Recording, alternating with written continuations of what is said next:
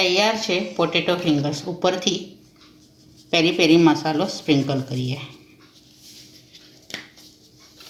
આ વિડીયો તમને ગમ્યો હોય તો લાઈક કરજો, શેર કરજો અને ચેનલ પર નવા હો તો સબસ્ક્રાઈબ કરજો.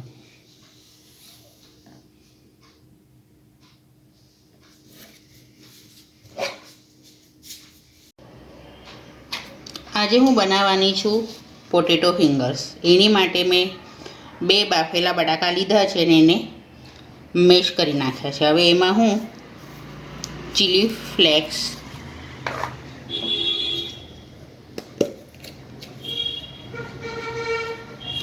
મિક્સ હર્બ, મરી પાવડર અને સ્વાદ પ્રમાણે મીઠું, આ બધું પહેલાં આપણે મિક્સ કરી લઈએ.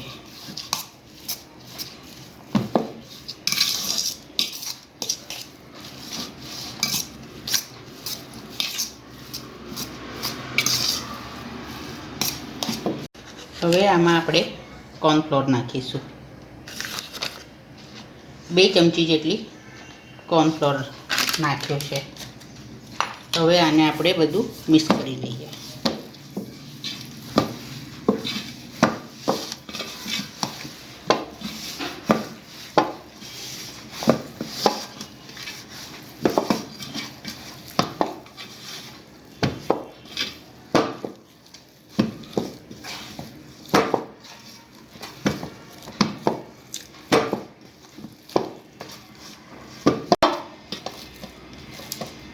આપણે બટાકાનો માવો તૈયાર થઈ ગયો છે.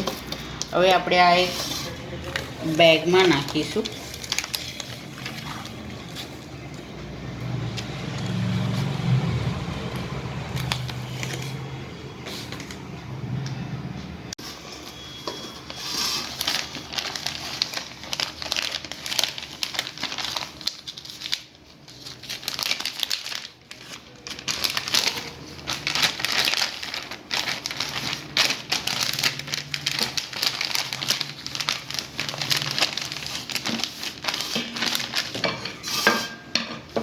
પહેલાં આપણે હાથથી આને બરાબર દબાવી દઈશું.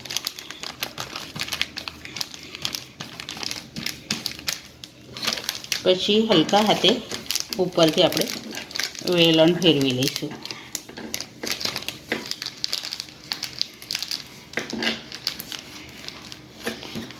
બહુ જાડું નહીં ને બહુ પાતળું નહીં, એવી રીતના વણવાનું છે.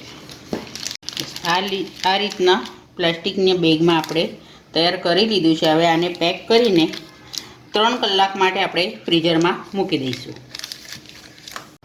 હવે પોટેટો ફિંગર આપણે ફ્રીઝરમાં મૂક્યા હતા, મેં બહાર કાઢ્યા છે. હવે આપણે એના પીસીસ કરી લઈએ આ રીતના.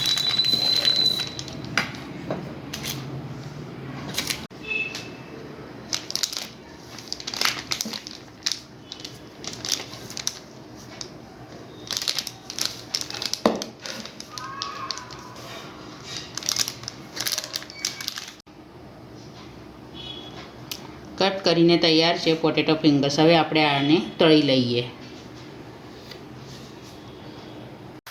હવે 3 કલાક થઈ ગયા છે. ફ્રીઝરમાંથી મેં કાઢ્યા છે પોટેટો ફિંગર્સ. હવે આપણે તેલમાં તળી લઈએ.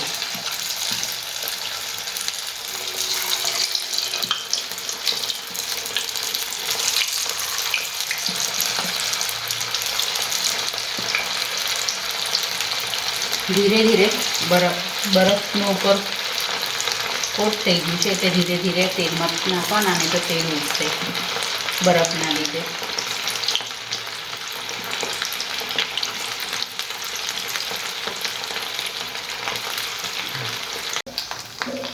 પોટેટો ફિંગર તળાઈ ગયા છે. હવે આપણે કાઢી લઈએ.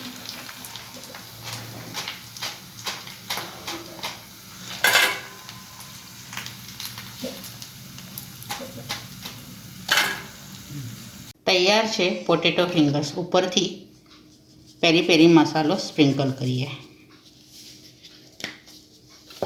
આ વિડીયો તમને ગમ્યો હોય તો લાઈક કરજો, શેર કરજો અને ચેનલ પર નવા હો તો સબસ્ક્રાઈબ કરજો.